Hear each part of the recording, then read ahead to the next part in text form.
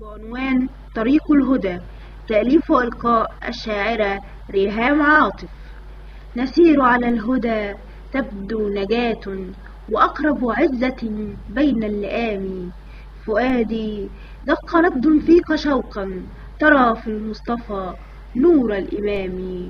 ونيران غدت بردا سلاما، وجدنا من لها عبد الظلام. وإخلاص لرب في ضياء، فكل أحد تزيد هدى العظام.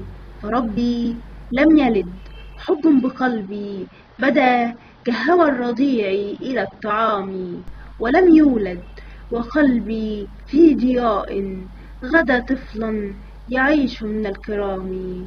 ضياء في وجودك في شتات، عداء الناس حبل من وئام.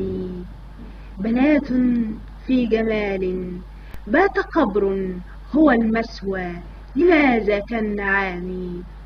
وكم أشتاق روضا في نعيم، شفعته الطريق إلى التمام. وكم أشتاق رؤياه، دعائي غدا درب الوصول إلى المنام. وكم أشتاق قلبا في